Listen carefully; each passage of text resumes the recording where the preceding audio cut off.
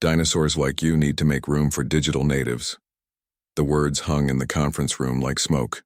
I sat there, looking at Marissa Halperin across the polished table, her laptop open to some presentation about workforce optimization. 30 years with Veltrin Logistics Solutions, and this was how it ended. Not with gratitude or even a decent severance discussion, with an insult wrapped in corporate speak.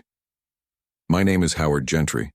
I am 61 years old and I have been the senior systems architect at Veltrin since before this company knew what the internet was. I built their inventory management system from scratch.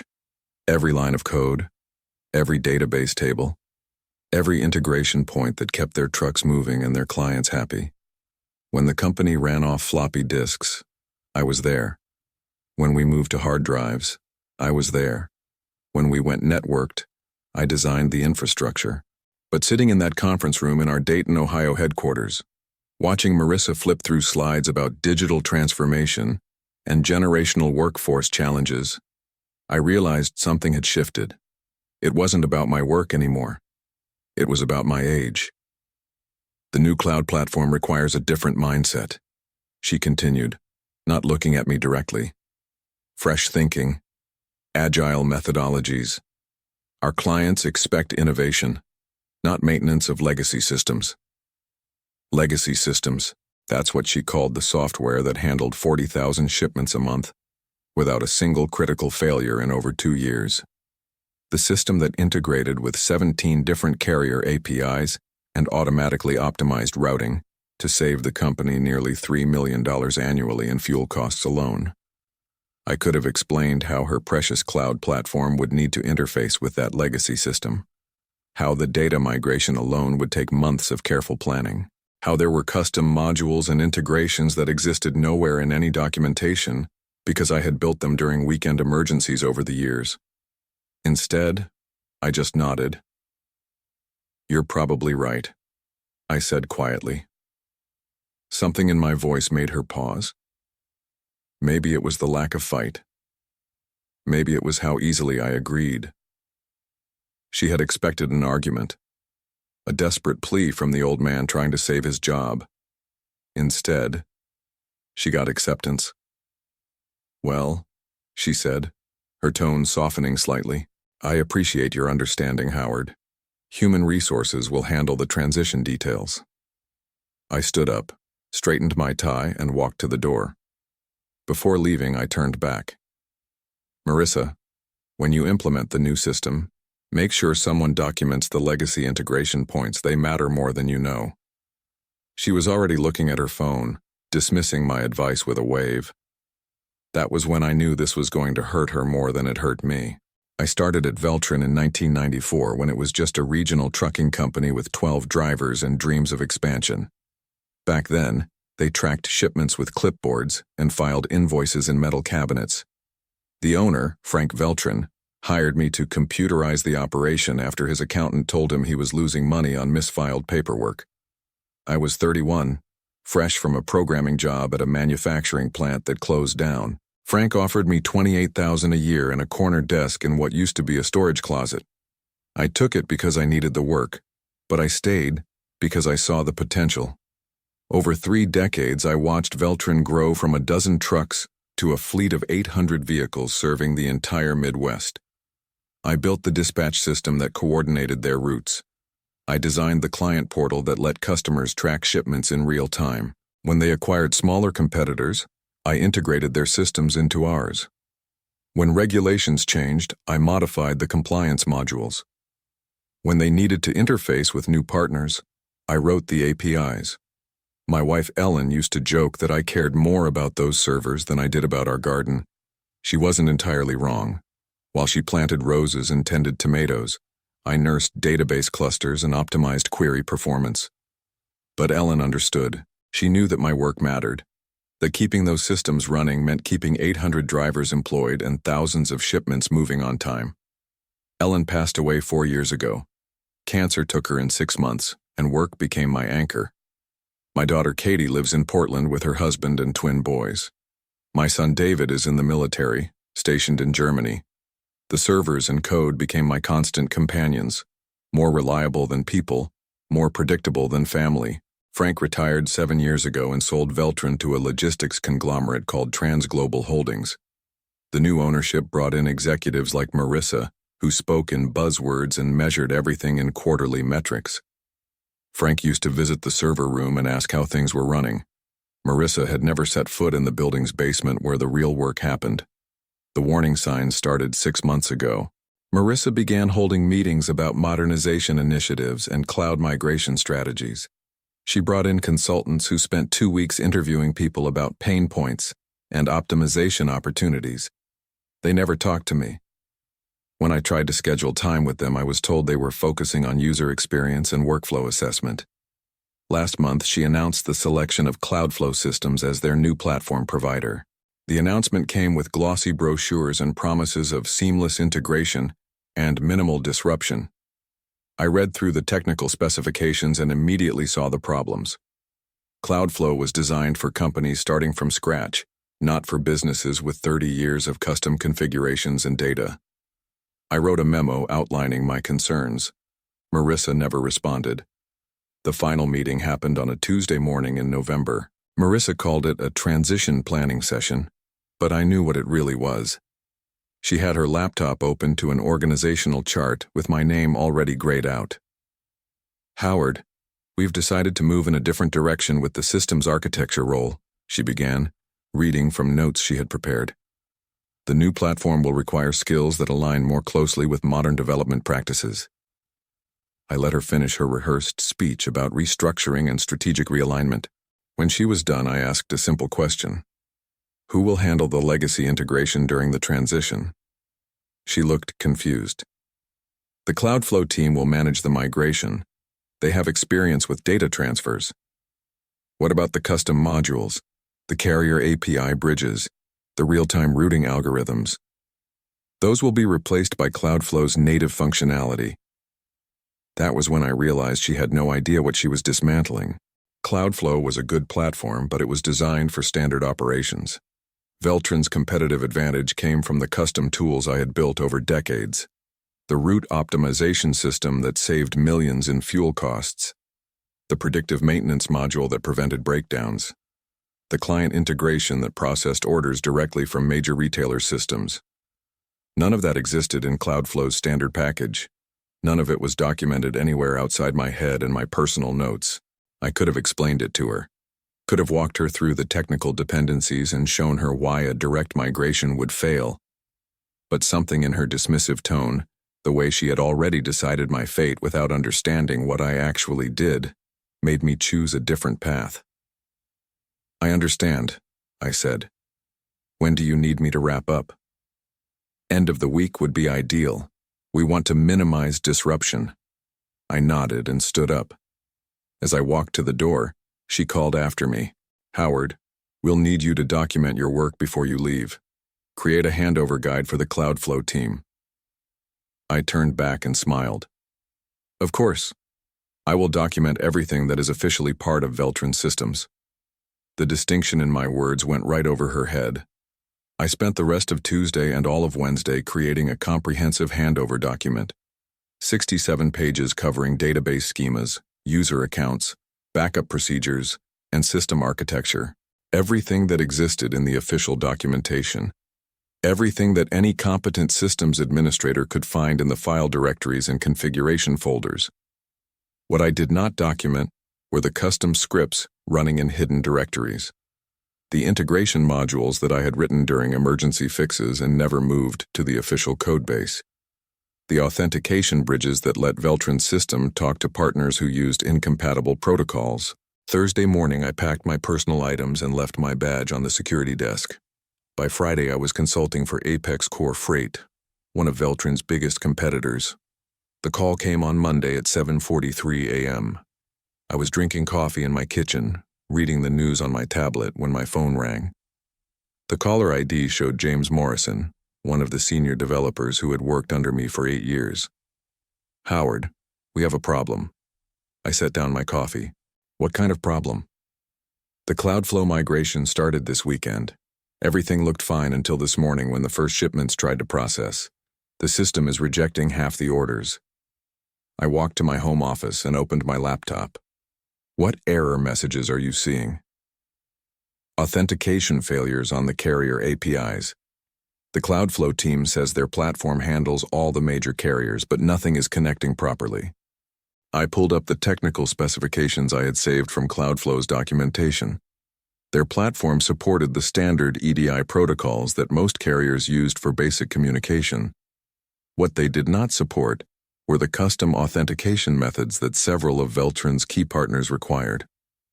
James, check the integration logs for Henderson Freight and Ironwood Transport. I heard him typing. After a moment, he swore softly.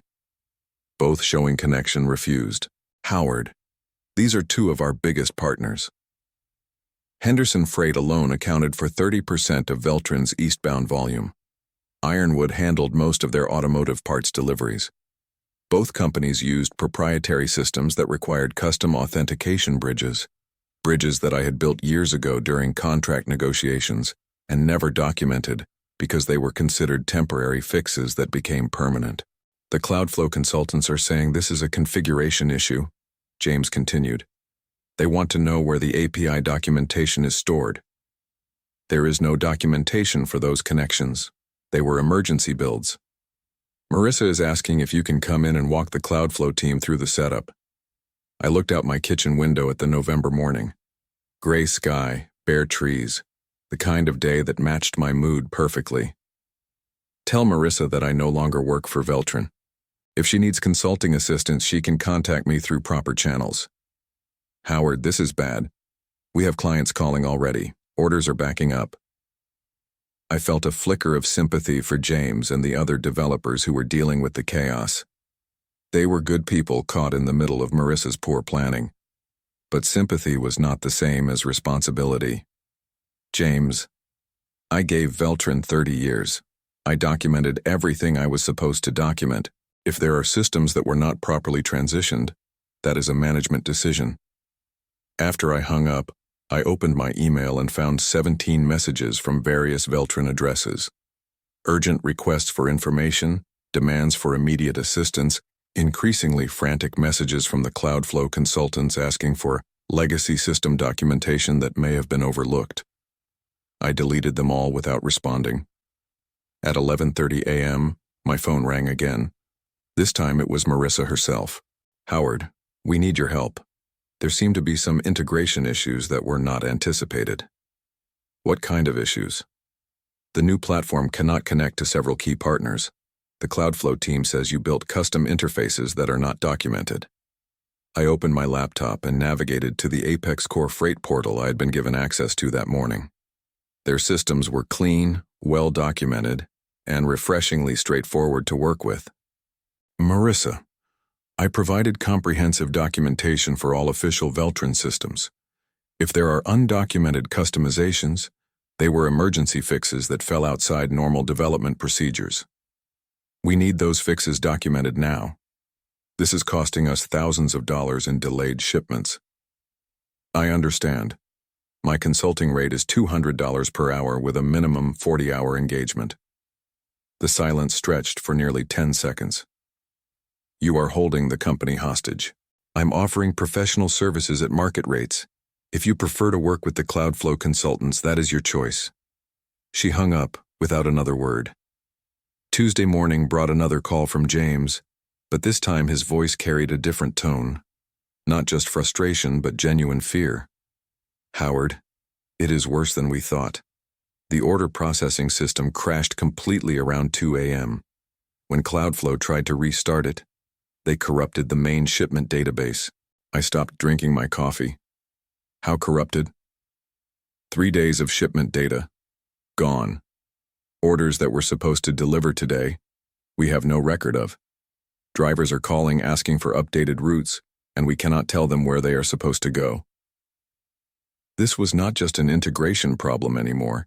This was a complete system failure that would ripple through every aspect of Veltron's operations. Clients would not receive their shipments. Drivers would sit idle burning fuel and wages. Partner companies would start looking for more reliable logistics providers. James, tell me exactly what the Cloudflow team did when they tried to restart the system. He walked me through their actions. With each detail, I felt a growing sense of dread. The Cloudflow consultants had assumed that Veltrin's database structure followed standard industry conventions. They had run automated migration scripts designed for simple e-commerce platforms, not for the complex multi-tier architecture that I had built to handle Veltrin's specialized operations. They overwrote the lookup tables, I said quietly. What does that mean? It means they destroyed the connections between shipment records and route assignments. Even if they restore from backup, they will lose all the dynamic routing optimizations. I could hear James typing frantically. Howard, how do we fix this? The question hung in the air. I knew exactly how to fix it.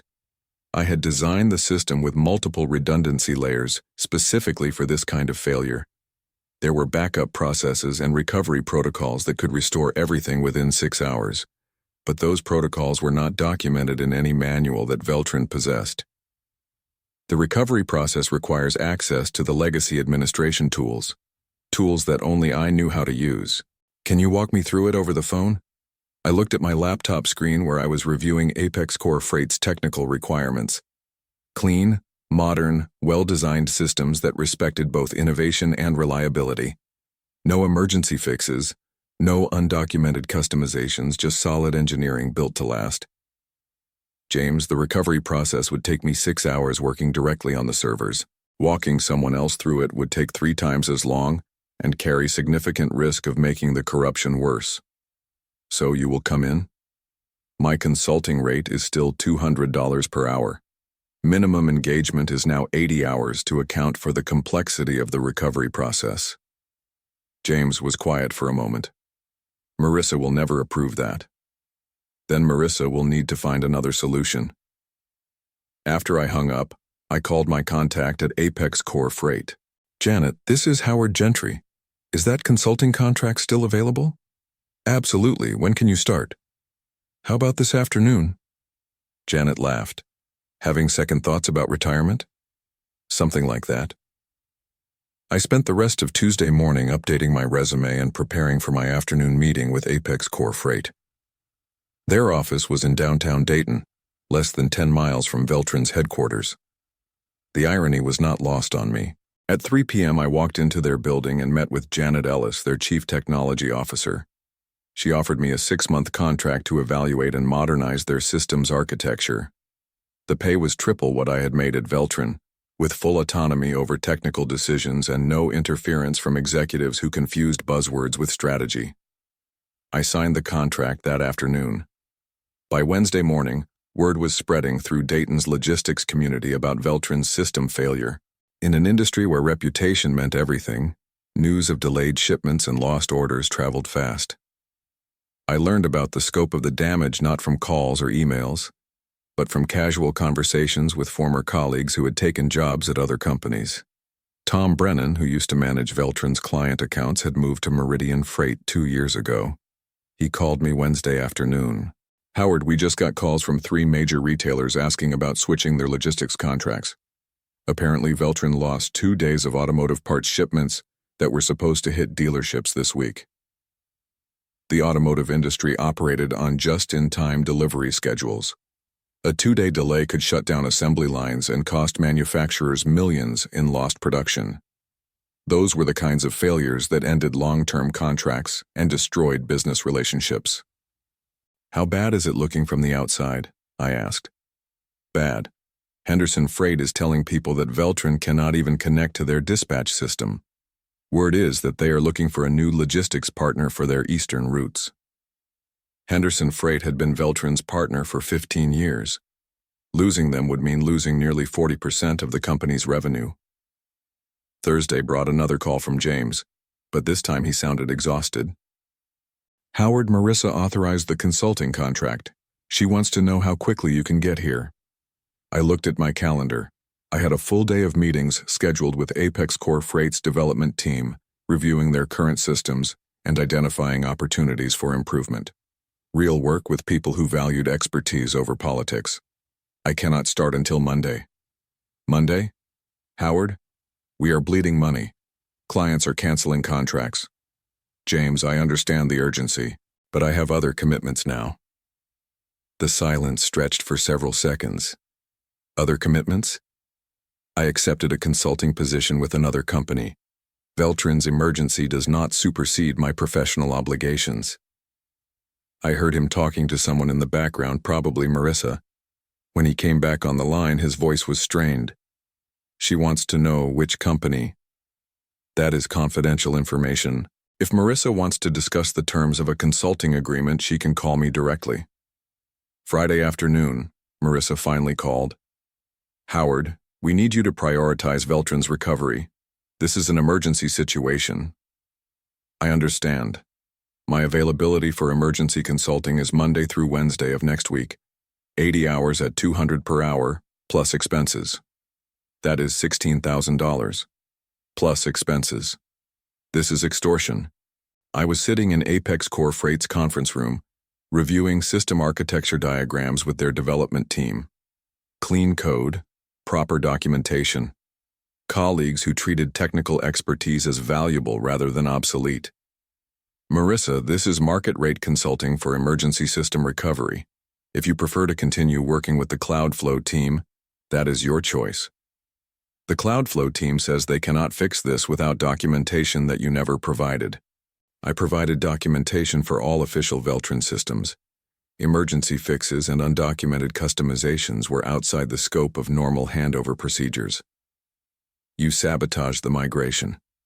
I followed the exact transition requirements that you specified. Nothing more, nothing less. She hung up again. That evening I received an email from Frank Veltrin, the company's original owner. He had heard about the system failure through his network of industry contacts. Howard, I'm sorry this happened. You deserved better. If you ever want to talk about starting something new, call me. I saved his email. Starting something new sounded appealing. Monday morning at 8:47 a.m., I received a call from David Wells, chairman of the board at Transglobal Holdings. Not Marissa, not the Cloudflow consultants, not the frantic developers trying to hold the system together with emergency patches. The chairman himself. Mr. Gentry, I believe we need to talk. I was sitting in my home office preparing for another day of productive work with Apex Core Freight. Clean systems, professional colleagues, no emergency fixes or undocumented customizations needed. About what, Mr. Wells? About Veltrin's current situation. I understand you were the senior systems architect there for 30 years. That is correct. And I understand there have been some complications with the technology transition. Complications. That was one way to describe a complete system failure that had cost Veltrin 3 major clients, corrupted years of operational data, and left 800 drivers sitting idle while managers figured out where shipments were supposed to go. The transition appears to have encountered some technical challenges, I said. Mr. Gentry, I am going to be direct. We need you to fix this. Name your price. I looked out my window at the November morning. 3 weeks ago, I had been a dinosaur who needed to make room for digital natives. Today, I was the only person who could save the company. Mr. Wells, I appreciate the call, but I have other professional commitments now. What would it take to change your mind? It would not be about money. It would be about respect. The silence lasted nearly 15 seconds. What kind of respect? The kind that comes from understanding that experience has value, that institutional knowledge matters, that 30 years of building something from scratch cannot be replaced by consultants with glossy brochures. I understand. What are your terms? Full reinstatement as Chief Systems Architect. Complete authority over all technical decisions. Immediate termination of the Cloudflow contract. And Marissa Halperin's resignation. Mr. Gentry, those are my terms, Mr. Wells. Take them or continue working with your digital natives. I hung up the phone and returned to reviewing Apex Core Freight system requirements. Real work with people who valued what I brought to the table. The news broke Wednesday morning. Marissa Halperin had been placed on administrative leave pending an internal review of the Cloudflow implementation. David Wells personally called to inform me that Transglobal Holdings was prepared to meet my terms if I would reconsider returning to Veltrin. I declined. Instead, I spent Wednesday afternoon in a meeting with Frank Veltrin and Janet Ellis from Apex Core Freight. Frank had an idea about starting a new logistics technology company, one that would focus on building reliable systems for regional carriers who were tired of being oversold by cloud platforms that could not handle real-world complexity. "We could do this right," Frank said. "Build something that works. Document it properly. Train people to maintain it." Janet nodded. "Apex Core would be our first client. We have 6 other regional carriers in our network who are looking for better technology solutions." I looked at both of them across the conference table. Frank, who understood that good systems took time to build properly. Janet, who valued experience over buzzwords. People who saw technology as a tool to solve problems, not as a marketing opportunity. "When do we start?" 6 months later, Veltrin Logistics Solutions was acquired by Henderson Freight in a distressed asset sale. The Cloudflow migration had failed so completely that recovery would have cost more than the company was worth. 800 drivers found new jobs with other carriers. Most of the office staff was laid off. I heard that Marissa found a position with a startup in Silicon Valley, where she could implement digital transformation initiatives without the burden of legacy systems or institutional knowledge. I never did fix Veltrin's servers. I was too busy building something better.